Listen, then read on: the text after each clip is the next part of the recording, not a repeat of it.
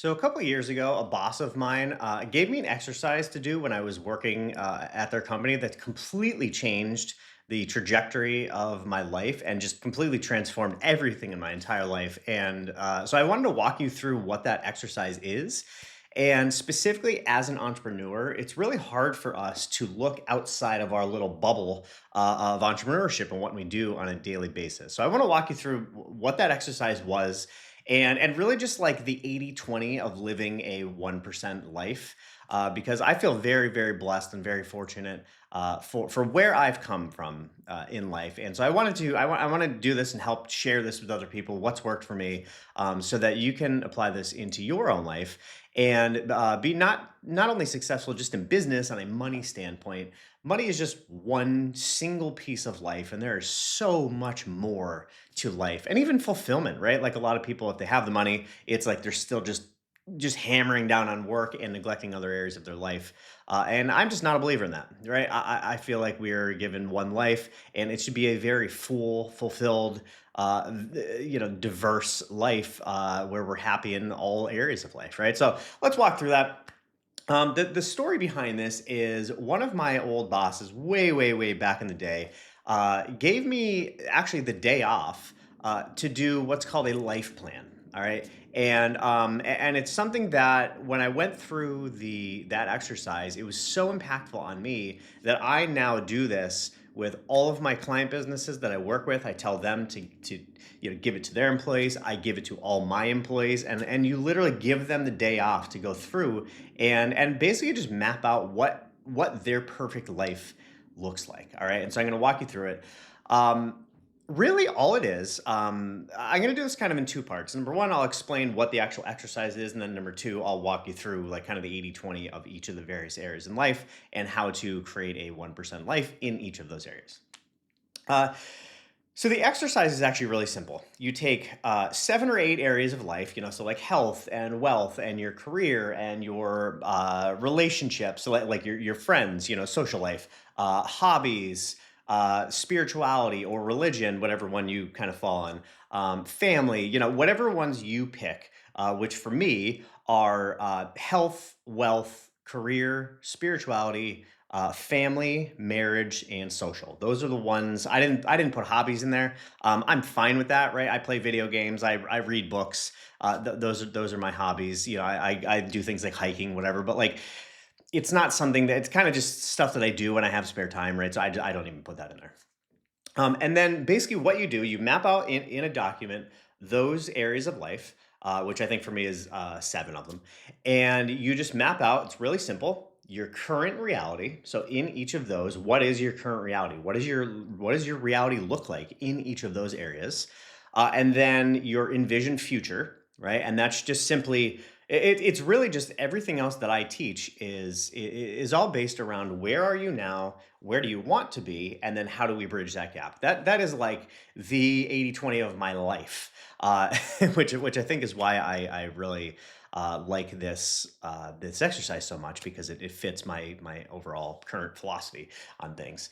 And so you just mapped out where you are now, where you want to be, and then what are the action items you need to take to bridge that gap. That's what I do in business, and it's what I do in all that. So that's the exercise itself. All right. And what I've found is it's hard to have balance in everything, and you'll never, well, I shouldn't say never, but it's very, very hard to have every single area of your life perfect exactly how you want it. Is it possible? Absolutely yes, and we should all be striving to work towards that. But there's only so much, right? Like time is finite. Energy is finite. There's only so much time and energy we can put towards things. So we have to kind of look at all these areas of life as 80-20, as like maximizing output for minimum input, that sort of thing. We're just making everything more efficient in your life, just like we make everything more efficient in our business. All right. So I'm going to walk you through all the areas that I just talked about, and what I have found to be the 80-20 in each of those areas. And I think this is going to be really useful for anybody that's I mean, first of all, if you're a human, right, it's going to be useful. And hopefully you're a human listening to this. Um, It's really important to hear these perspectives from other people, I think, because whatever my 80/20 is probably going to be a little bit different than yours in various areas. And so you're going to hear things that you may have never thought of before, you may have never considered. And so this is what I've spent the past, 40 years of my life trying to figure out. And so I thought it'd be helpful for you. So let's just start with health. First thing, and when I say health, I'm not talking about what your body looks like. I'm talking about how your body functions, like your overall health, not just what you look like, but how your body actually, like how healthy your body is, not how good your body looks. All right. First one, sleep. I mean, that is absolutely everything. Listen to any biohacker in the world, they will tell you the number one thing you have to do is get better sleep. So, like, you don't need 50,000 different supplements, anything like that. There's a lot of people out there that take like 1,000 different supplements. I never understood that. It makes absolutely no sense whatsoever to me. My whole thing with that is you should get labs, see where your body is deficient, and then supplement. That's why they're called supplements, because you're supplementing a deficiency, and figure it out from there, right? Anyway, so sleep is number one, and I'm not going to go into like all the how tos on sleep. You can easily research that. Next one is move daily, right? This does not mean you have to work out. It means you just move your body. If that is walking, great. If that's hiking, great. If that's doing, an hour-long HIIT workout until you can't breathe and you're passed out on the floor, great. If that's strength training until you pop your bicep muscle, great. Whatever is fun for you. It could be boxing, it could be cycling, it could be climbing trees, it could be climbing ropes, it could be sprinting after your kids in the yard after you're done with work. Whatever that means to you to move your body, whatever fits into your schedule, whatever you like to do, just move your body. That's it, right? Very simple. Next one is also very simple. Eat real food, right? When it comes to diets, you don't have to be on a specific diet unless you have like some sort of, maybe you have Crohn's or something and you can't eat certain foods, whatever. But like, I'm just going universal health here. Without the exceptions, right? So just eat real food. If there's anything that you have to remember, is just eat real food. All right. If it's in a wrapper, consider. I mean, sometimes there's real food in wrappers, and these days, but like in general, if it's in a wrapper, throw it away. If it's not in a wrapper, if the ingredient is one ingredient, like a mango, eat the mango. A steak, eat the steak. Eggs, eat the eggs, etc., etc. Right. So keep it simple. All these crazy diets, God, they don't matter. Okay, they don't work better than others. Keto does not work better than, like going low carb. There are people that have gotten insane results going low carb. There's also a portion of people that have gotten insane results going super high carb, which I know sounds crazy, but that is a diet going super, super high carb, low fat. Also, low carb, high fat. Also, just protein, like a carnivore diet. Or like there's so many different diets out there. And really all that matters is just that you eat less calories than you consume. That's it. Or than you burn, right? That is literally it. I will argue that to the end of my days. I mean, they're literal like laws around thermodynamics and like and like just like I mean it's literally just an equation just like everything else in the universe is, right? Calories in, calories out. Now there are different things that you can do to increase the calories that you're burning and all that kind of stuff. And like when you eat protein, for example, your body takes more energy to digest those same calories as like fat or whatever it is, right? So there is that, but like we're talking about little differences here, right? Just eat real food. If you don't snack and you just eat real food, it's so hard to overeat. All right. Uh, and then the final one with this is reduce stress. All right. And this is so important for entrepreneurs. I mean, we are probably one of the most stressed out, professions that are out there. Um, Stress has an insane, like it is so insanely damaging to your body. All right. And it is very close up there with sleep for me. Like sleep and stress reduction are by far, if you could only focus on one or two things, get better sleep, reduce your stress, and you will see such an insane change in your body that it's crazy. There's more and more research coming out on the damaging effects of stress. And I actually used to think like people that go on uh, the happy pills. We'll just, antidepressants, anti-anxiety meds. I used to think that like they were so bad for you, and yes, they're not great for your body. But if you look at that in comparison to your stress reduction, like that's why I always look at things holistically, whether it's your family, your health, your finances, your business, whatever it is. Always make sure you're seeing all of the angles. All right, and that you're self-aware of your own beliefs, because that's a belief I used to have, and now it's like, well, it depends, right? If you're using it because you refuse to learn deep breathing and things like that, yeah, you shouldn't be taking it. But like, if you have really chronic anxiety and stress, that's doing so much damage, and it's going to be doing so much less, more damage than like an antidepressant would, right? So it just I'm not saying to take it or not, obviously. I'm saying it depends. Make sure you're looking at all angles. All right, so that's health. For wealth, um, I would say one of the biggest things, especially for entrepreneurs, is knowing what your number is and why you have that number. So, like, what is your end game, and why do you have that end game? All right. And I apologize if you could hear there's a jet flying over my house right now. So apologize if you hear that in the background. And they seem to be pretty active today. I live near a naval base, so they go over pretty frequently. So I apologize for that. Um, what is your number, right? This is this thing that like so many entrepreneurs get stuck just chasing numbers, and it's like, oh, I need 5 million, and then they get to 5 million. It's like, oh my god, no, I need like a new boat, or I need a new whatever. Oh, I need 10 million. Oh, now I need 50 million. Now I need 100 million. And whatever. Like, I'm not saying it's a bad thing to like chase money. If it's fun for you, it's fun for you. It's fine, right? What I'm saying is, don't let it consume you. All right. Understand what your number is that you need to be able to walk away, right? And why is that your number? For some people, that'll be $100,000 a year. For other people, it'll be $10 million a year. It doesn't matter, and there's no right or wrong answer. Whatever the only right answer is what makes sense for you and your family. All right. Does not matter. My answer is going to be different than yours, and that's fine. Your answer is going to be different than Elon Musk's answer, right? Like there's just varying levels to this, and it just depends on what you want out of this life. All right. So that's that. The second thing, and this was, I'll do a separate video on this one. Focus on active income, not investing. All right.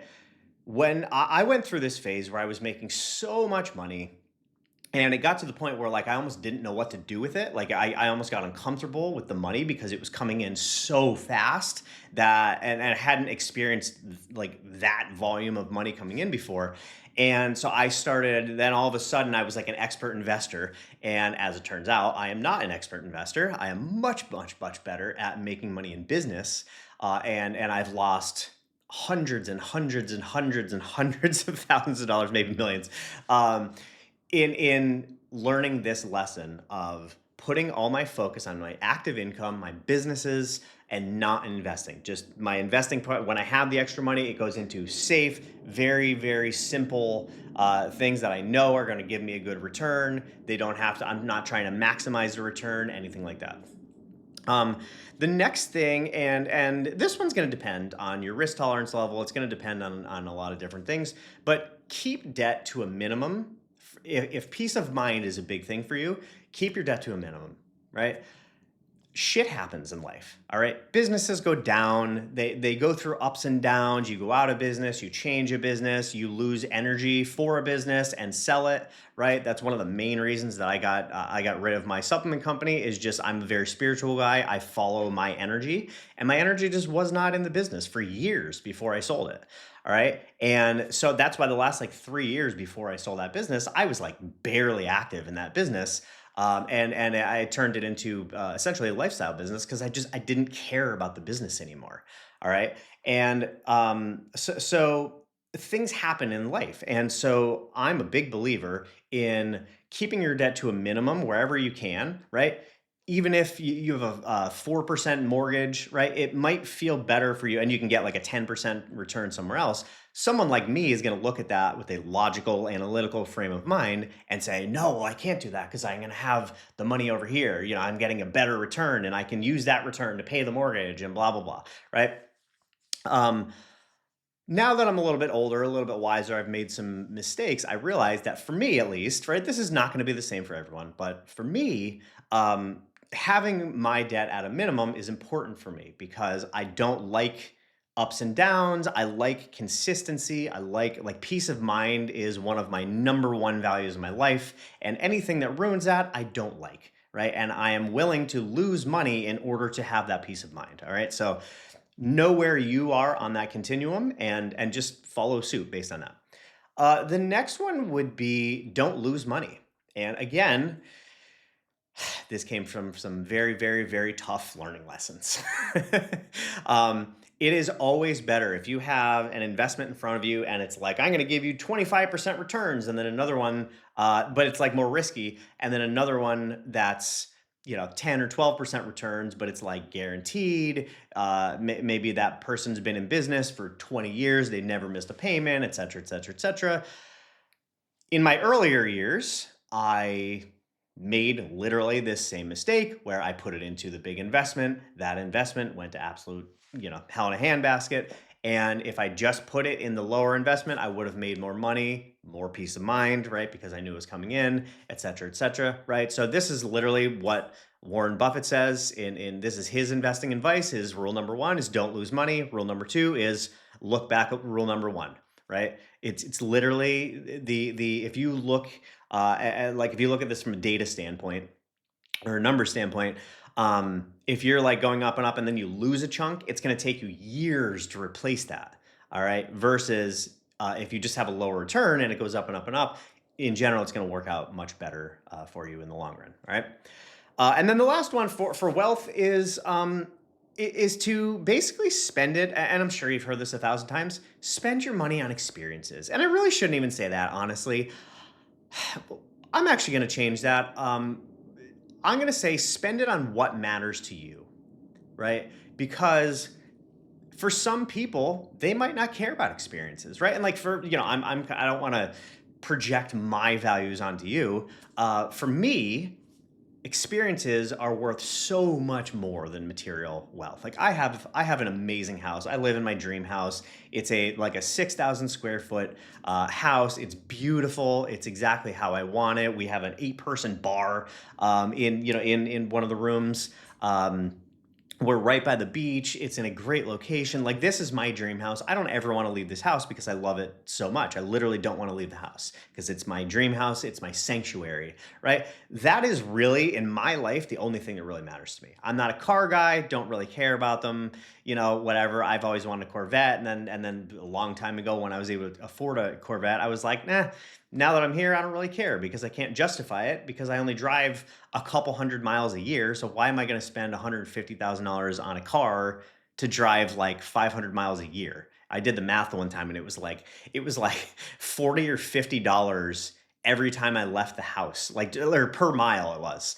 Like over the lifetime of that car. And I'm like, that makes absolutely no and again, like I'm a very logical, rational, analytical brain, right? So that I just can't justify it, right? For other people, they can. If they're car guys, one of my old neighbors was a car guy. He had like 7 different cars just because he loved cars and that's what made him happy. And that's great. It's fantastic. Whatever you like, put it into that, right? So for me, it's experiences. So going on vacations, whatever, taking the kids, like exploring where we live, doing all the things that give us experiences and give us memories with our children. Like that's what means something to me. All right. Not material stuff. All right. But again, if you're a material person, then hey, you know what? You're a material person. Right. And I would say, like people want to kind of villainize people that are materialistic. And it's like, look, we're all different. We all have our preferences. It doesn't, me liking experiences doesn't necessarily make me any better or worse or the same as someone who's a materialistic, right, person. We all have our things, and I am such a believer in do what makes you happy. All right. So that's kind of how I would change that one.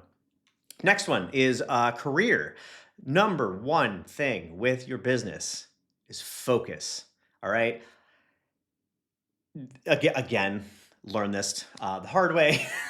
I have a squirrel brain myself. Most entrepreneurs that I know also have a squirrel brain, just like me. I feel like it's just part of the wiring that makes up an entrepreneur. You have to learn how to tame that squirrel brain. Lock that squirrel down, so it can't move and it's just locked in place and it can focus on something. And this is where it comes back to actually the second piece, which is understand math. Right. And I've talked to so many entrepreneurs that are like, oh, well, I'm not a numbers person.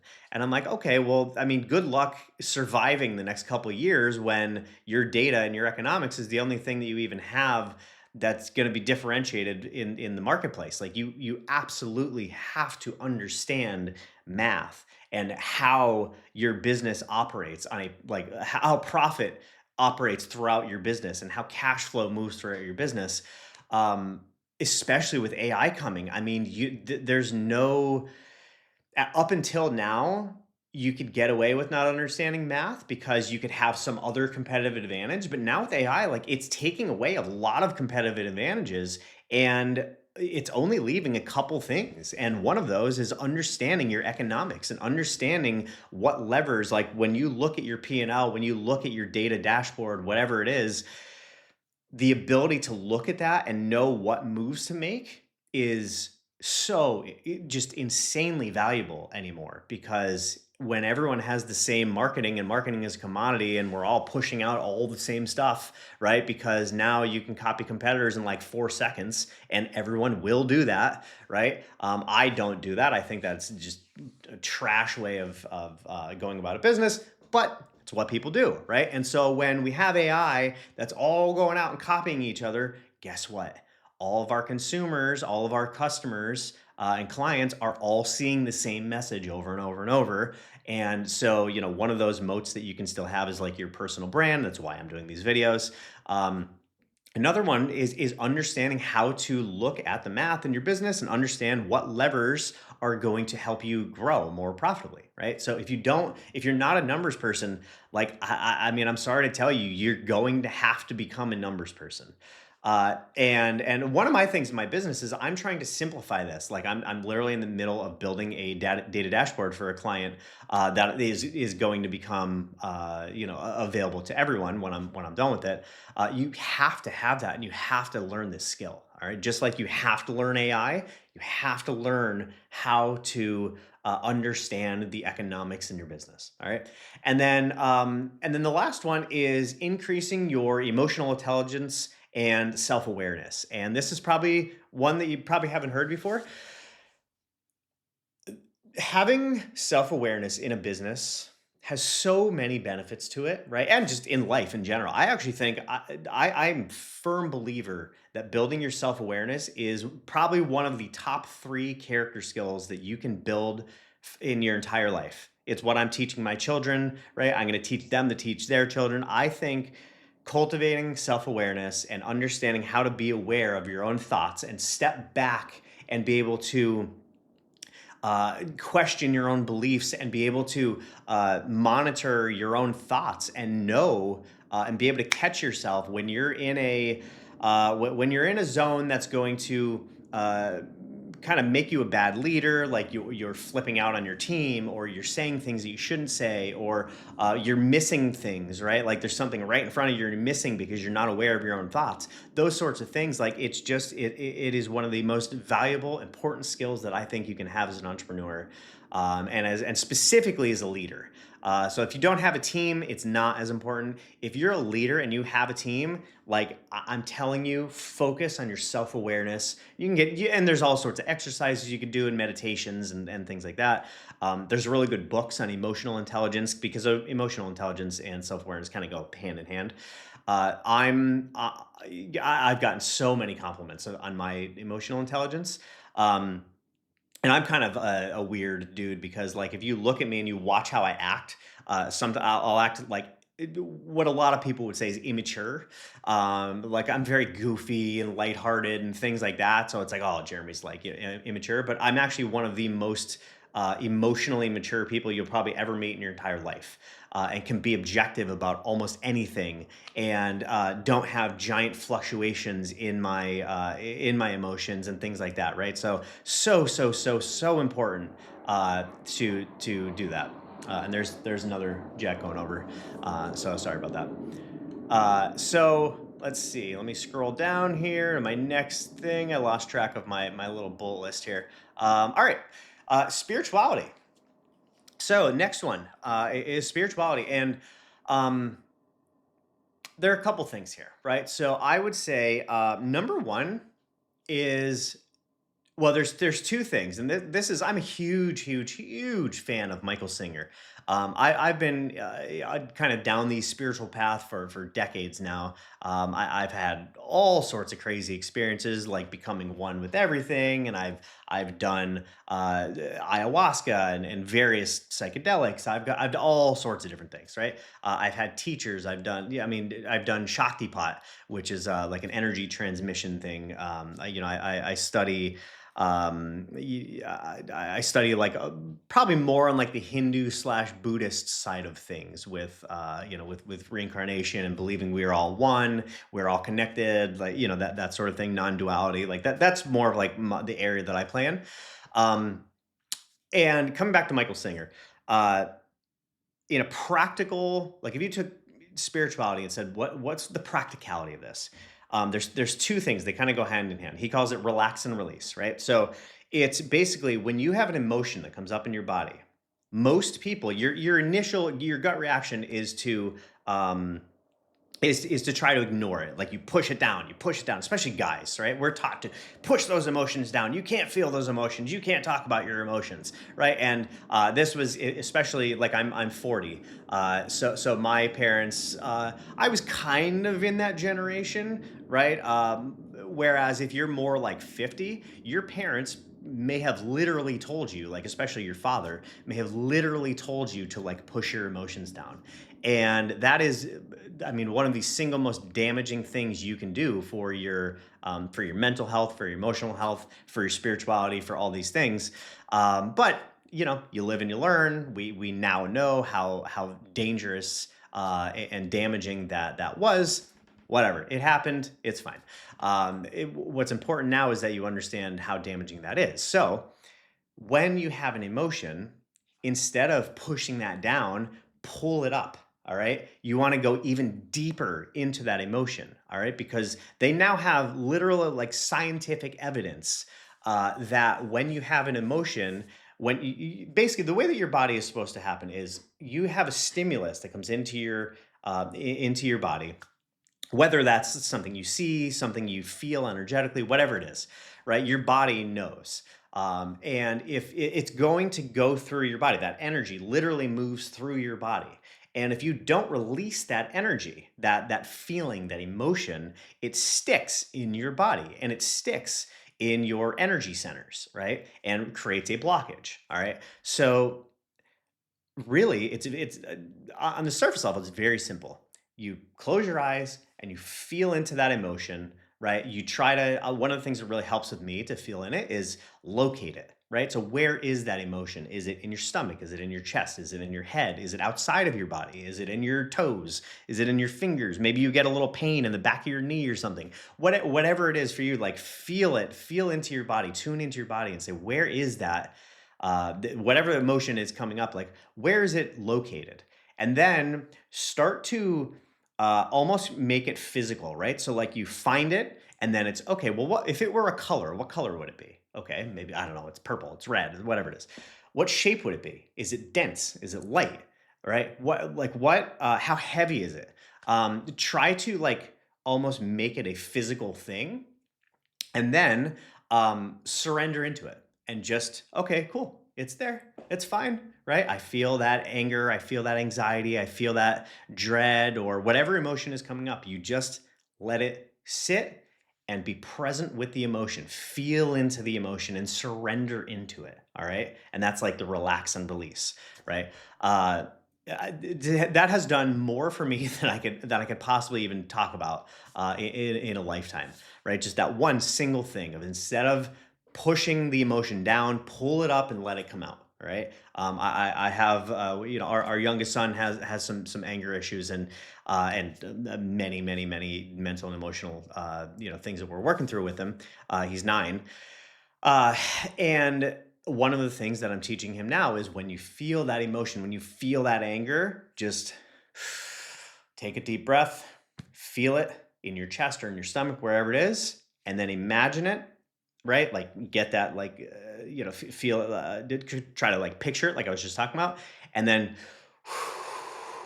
and blow it out and imagine it coming out as smoke or whatever you want, but like just imagine it coming up and okay, thank you for being in my body. I don't need you anymore. I'm going to release you and let it out. All right. Very, very simple stuff. Harder to do in practice, but it's very simple to kind of do. So those are two of the three. Deeply feel every emotion and surrender, and then the third one is question everything. All right, and this is going to be hard, especially if you're religious. All right, and I want to be very clear. I'm not knocking on any religions, anything like that. I am not a religious person, simply for the fact that I have my own personal relationship with what I feel God is or isn't, whatever. I mean, no one really knows what God is or isn't, right? But the point is question everything. So, whatever your belief is, question it. Why do I believe that? Well, what if that weren't true? Right? What if it was this other thing? What would that look like? I've done that for the past, I don't know, 20 years because I grew up Protestant. We went to church, we did the whole thing, all that. And then slowly, things just didn't start making sense to me, right? And now I'm kind of where I am, which I already talked about, and that I got there through questioning everything and what is true for me. All right, that's the important part. It's kind of going back to what I said before. Me being a spiritual guy and believing in non-duality and all those things is not better or worse than someone who is a hardcore whatever Catholic or Buddhist or whatever religion. Doesn't really matter, right? A belief that you have doesn't make you a better or worse person than someone else. It's just a belief that you have, right? It's just a neutral, it's a belief, doesn't make you good or bad. It just says that's what you believe, right? And what's important here is that you find your own truth. All right. And to do that, you have to question everything. So, I mean, literally go and question everything, right? So, if you believe, for example, that the Bible was a real thing written by God, that whole story, start questioning that. Well, what if it wasn't? What is the facts against that being written, by God? What if it was written by man that never talked to God, right? Just start there. What if Jesus wasn't a real person? Or maybe he was a real person, but he wasn't actually the Son of God, right? Whatever it is. And by the way, I'm not saying not to believe that. I just want to be very clear on this. I'm not saying not to believe any of that. Believe whatever you want. I'm saying question it, all right? I'm still doing this on my own beliefs all the time, like literally on a daily basis. Um, and so it just gets you so much more clear than you ever would be. And this is again coming back to self-awareness, right? You have to know what your own beliefs are. It comes back to emotional intelligence. The only people that can question their beliefs and change their beliefs are emotionally intelligent people. There's a really strong case for this in politics, right? The people who can change their minds are the more emotionally intelligent people. These people that are super far left or super far right, right? There's generally a correlation between how left, how extreme you are in really anything. It doesn't, not just politics, but in health and just in your beliefs about anything. In general, the more extreme your beliefs are, the more you sway to one side and don't see the black and white gray or the gray in the middle, generally has a very strong correlation to emotional intelligence. In general, people, the more emotionally intelligent you are, the more you see things from all different angles and you realize there is no black and white. There is no right or wrong answer for anything, really. It's a gray. There are shades of everything. All right. So, really important stuff to internalize and think about. Next one is family. So a couple things here. I feel like we have an incredible family life. My wife and I have been together for 21 years, and I'll get into marriage next. It's where we get to talk about sex and fun stuff. Uh, but we've been married for 21 years. We have three boys. As of the time I'm doing this, they're 9, 13, and 14, and we have an awesome life and an awesome family relationship. And that's not just me saying that; that's also our children saying that and talking about how much more that we do with them than all of their friends do. Right. So, a couple things with that. Presence beats time. All right. So if you could spend, I don't know, in a given week, whatever, 5 hours with your kids, but you have your phone, or you could spend 1 hour without your phone.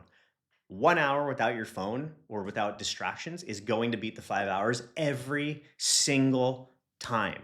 All right. So if when you are with your children, do not, for the love of God, have your phone on you. Put it away. Put it like not like face down right in front of you. Put it in a different room. All right. Turn it on, do not disturb. Get it out of the way. All right. And be with your children. So, so, so important.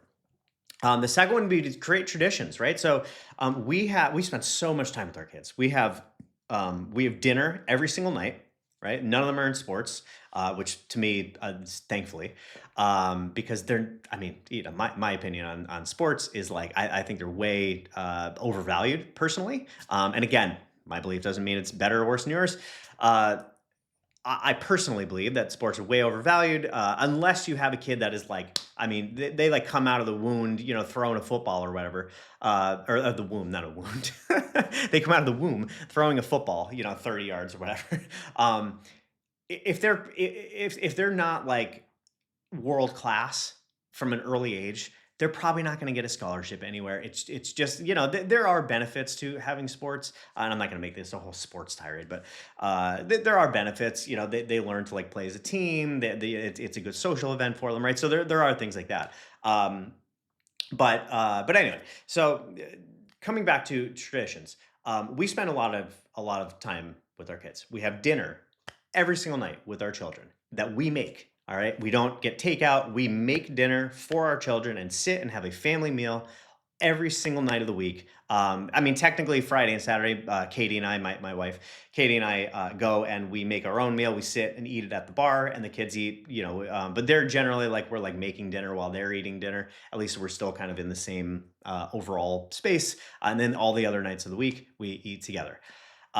We also do on Sundays, we do a game day. So every Sunday at 3 o'clock, everyone comes down in our big giant middle room that's right outside my office here, and we do game day for like an hour, hour and a half ish. Or like now it's summertime that I'm recording this. So we go out and we sit by the pool, and we'll have a game day. We just bring whatever we're playing, Sorry or Scrabble or Uno or whatever we're playing. We bring it out by the pool and we hang out. And then we also do a movie night every Sunday night. So we're together on Sundays. We're together from like 3 until 9 o'clock ish every single Sunday as a family, and we're eating dinner. We take them out to eat for breakfast quite a bit, just to get that family time. The most breakfasts are together. We'll do really good breakfast like Saturday morning, right? So there's a lot of time. So the point here is create traditions with your family. Maybe that doesn't fit your family dynamic. Maybe you have your kids in a lot of sports, right? And that makes dinners, for example, really really challenging. And if that's the case, then just work around it. Whatever your thing is, make traditions that like force you to spend time with your kids, with your family. And when I say family, it doesn't have to be kids if you don't have kids, right? Could be your family, like your parents or your siblings or whatever it is, whatever makes sense for you. And then I would say that the third thing with family is focus when you're this is more on parenting, I guess, but I am a huge believer that the main focus on parenting should be on building character. All right. Not even skills, it's character. All right. Because it's things like showing them manners and showing them how to respond in situations that don't go their way. It's showing them how to build self awareness. It's showing them how to be kind to other people and animals. It's showing them to lead with love. It's showing them, the importance of money, and how to use it properly, and to not get obsessed with it. To know it's important without being able to get obsessed, knowing what it can bring you, and also what it doesn't matter for, which would be like, in our values is like materialistic things. But going after, even if you don't buy materialistic things with money, what are you spending it on? Right? You're spending it on peace of mind. You're spending it on helping other people. You're spending it on having it, having enough money so that you can focus and you're not worried about money, but you're just focusing on whatever it is, your business, and you don't have that like filter of, oh, but I have to do this by X date because of money, right? Those sorts of things. So it's on building character. Unfortunately, they don't do this enough in schools. They're starting to a little bit, and they do. I know, like where we live, it's a little better than most places, from what I've heard at least. So that's good. But I mean, it doesn't. When you repeat it over and over and over as a parent, they're just not going to get a better lesson anywhere else, right? The next thing is marriage. All right. I'm going to do a couple more on this one because I feel, and uh, let me preface this. My wife would agree because I've asked her this. I think I am a 10 out of 10 husband. I am A plus. Like, I mean, I put so much into our marriage and it shows, right? I mean, it's not like, oh, I'm like this perfect being. It's no, I put time into it. Therefore, I get a good result. Just like business, just like if you do it with health, just like if you do it with sleeping, whatever, wherever you're going to put your time and your focus is where you're going to get the best results. And I choose to do this in a marriage. It's really important to me. I think that choosing your spouse is probably one of the easily top three choices you'll ever make in your entire life. Anyone who's been divorced knows this. um, it's possibly the most important choice that you'll ever make in your entire life, in my opinion. So, a couple marriage tips. Number one, and possibly the most important of all of these, is love them fully exactly as they are right now. The more you're trying to change your spouse, the less happy you are going to be in your marriage. Period. End of story. If you can learn, and it's weird that like people marry each other and then they have to learn this skill, right? But I went through this myself, where there was one day I was always trying to, oh, well, you should do this better, you should do this better, just like most people do. Um, and then one day I was just like, what am I doing? Like, if I'm trying to get her to change all the time, that doesn't mean that I love her unconditionally, right? And it just like smacked me across the face the one day. And since then, this is years ago, since then, I love her no matter what decisions she makes, no matter how angry she gets in a certain situation, no matter if she pisses me off doing something, whatever. I love her unconditionally, regardless. And you can see it in the way that our marriage now like behaves, right? I mean, oh my God, the amount of times that people have said to us that we're like the like relationship goals, or marriage goals, whatever. Have said that about my wife and I is like absurd. Like there's so many times and so many different people that have said that just in watching how we interact with each other. All right. So love them fully, unconditionally, exactly how they are. Stop trying to change your friggin' spouse. You married them where they were. If you want them to change, you change and they will follow suit. And if they don't follow suit and you change and they become someone that you don't love anymore, then it's time to find someone else, right? It's really that simple. But in most cases, if you change, they will follow suit, okay? It's an energy thing. I'm not going to get into it, but that's what happens in most cases, all right? Next one is learn to be happier than by making them happy than you would if they did the same thing for you. What I mean by that is rather than doing things for yourself to be happy, if you can get into a spot where you get happier doing something for your spouse than if you did that thing or a similar thing for yourself, you will have a fantastic marriage.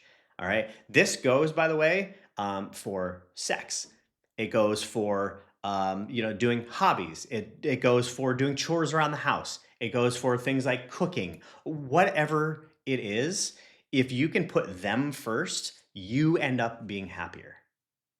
All right. And it's weird how that works, but it does. Like I'm telling you, if it's Valentine's Day or whatever, we'll just say, right? And my wife and I, we don't really do presents all that much anymore, but just for an example, if it's Valentine's Day and I get my wife a gift and she gets me a gift, I literally, and I'm not joking whatsoever, exaggerating this at all, I literally get more excited when she opens her present, watching her face, than I do for me getting that present. And by like a long shot, a long, long, long shot. It's not even remotely close.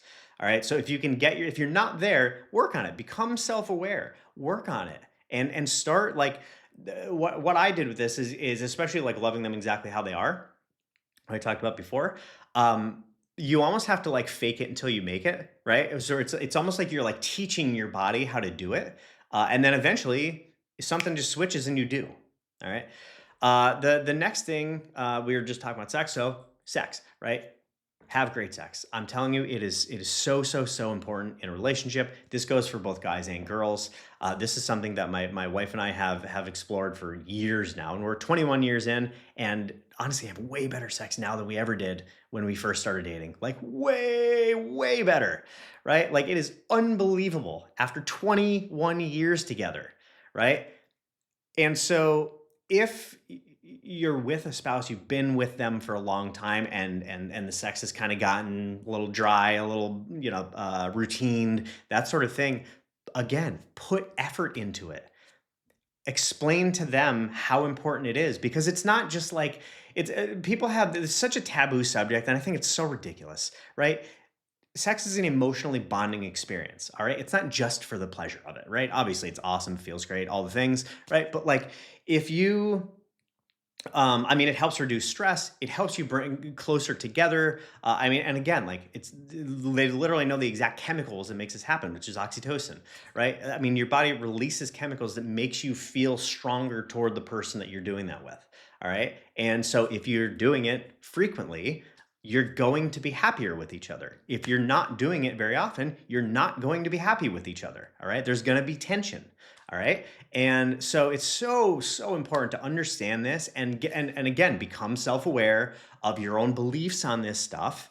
Know what your beliefs are. And if you have any limiting beliefs, there's been a lot of stuff that I worked on with my wife. She had a lot of limiting beliefs here. And that's why our sex life has gotten better and better and better and better over the years versus getting more and more boring like most couples. All right. I mean, I swear we take big jumps like every like year anymore. And it's because we're constantly trying new things. We're constantly removing self limiting beliefs. We're constantly putting effort into it. All right. Like I said before, where your attention goes, the results improve. All right. Same thing here. The next one is spend time together as a couple. I know that's crazy to hear. I know that's insane, right?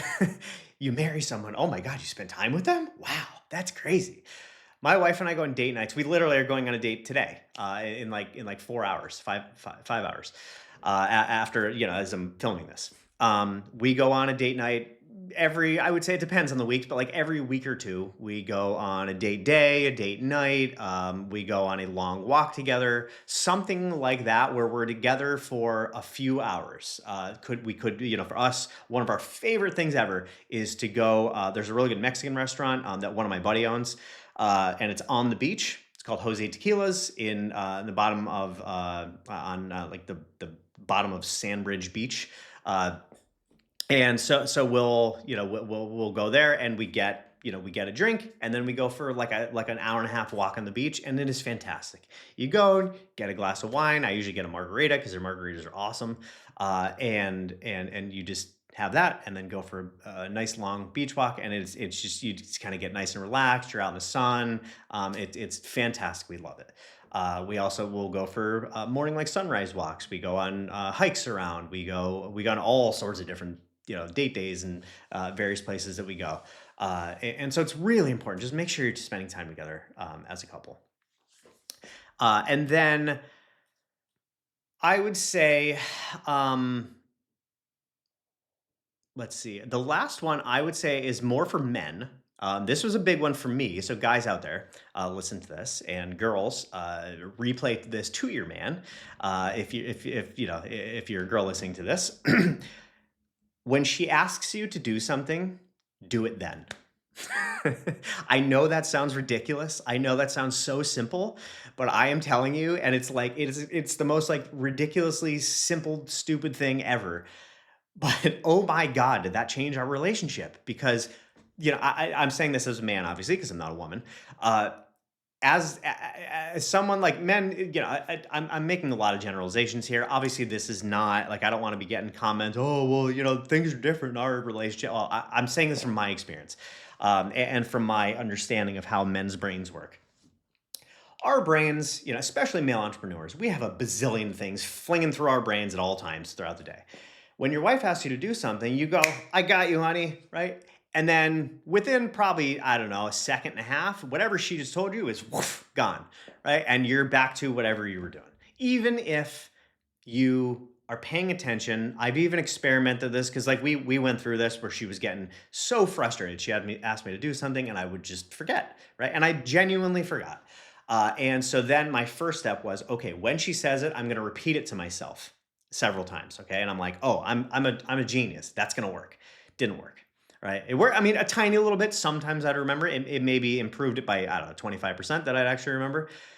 The thing that actually worked for me is what I just said. When she asks you to do something, you drop what you're doing and you do it, period, and just do it, right?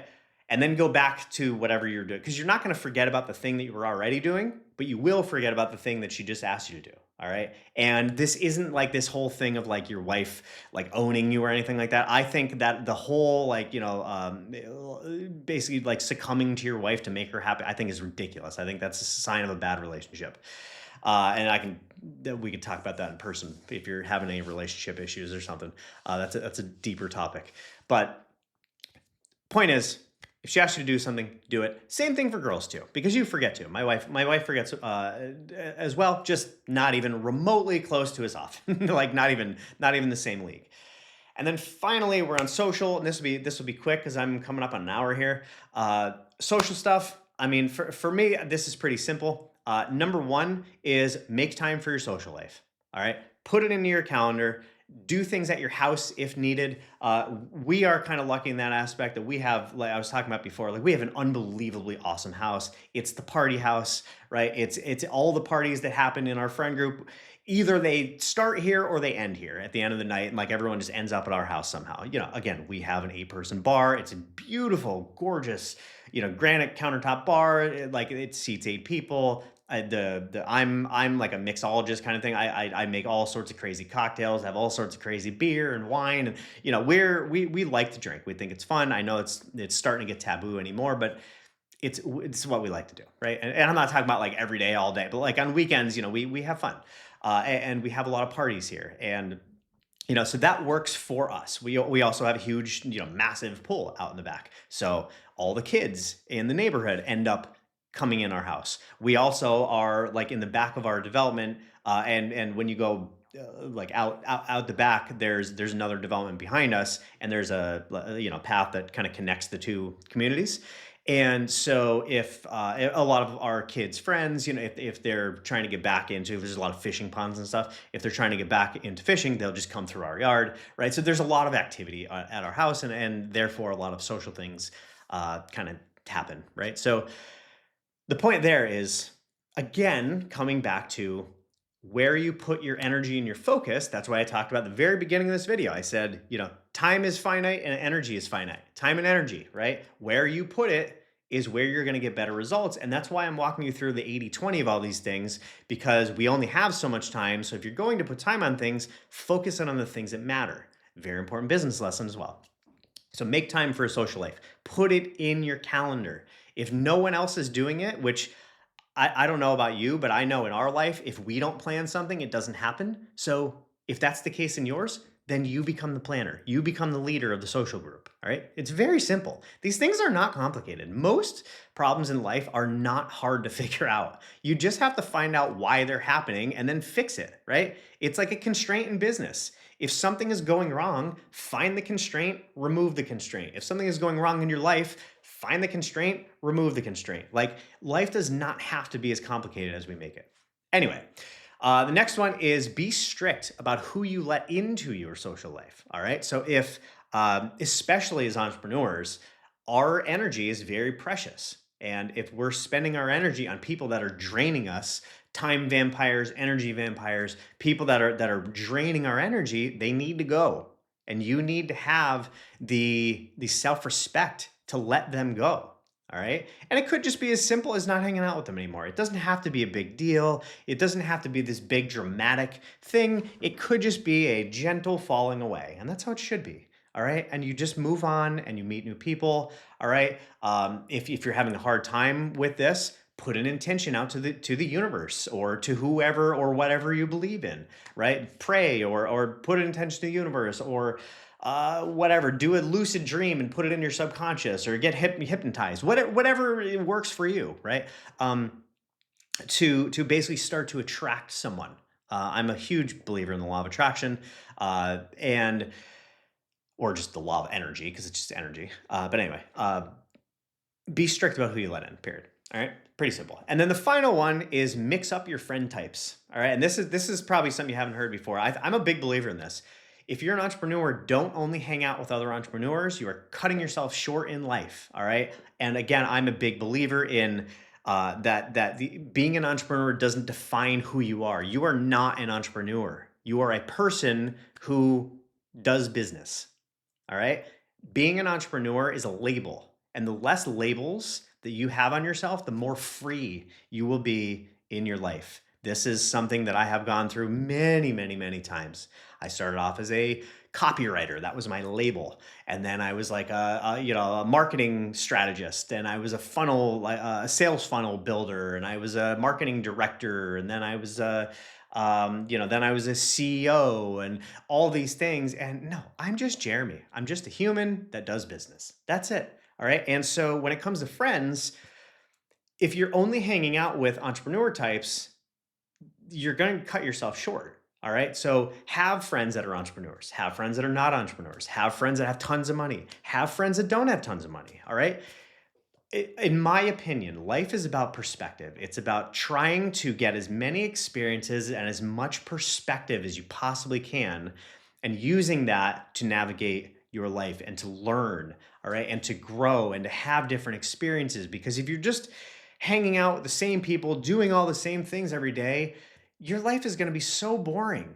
All right. You're not going to have a wide variety of experiences. And so I think, again, to me, this is all my stuff. You don't have to believe it, but I think it's really important to have all that variety. So I hope all this helps you. If it did, shoot me an email, reach out, let me know that it helped you. I know this wasn't really a business thing. This is just a, help with your life sort of thing. So I really love hearing from people if it did help you. So if it did, leave a comment or go to the website, reach out, let me know if something gave you big insight. I'd really appreciate it. I'm here to help you, not only in business, but just in life, because we're all here. We're all humans. We all have our shit to deal with, right? And I want to make this life as amazing for you as I possibly can. So hope this helped you. Hope I did that in this video, and I will see you on the next one.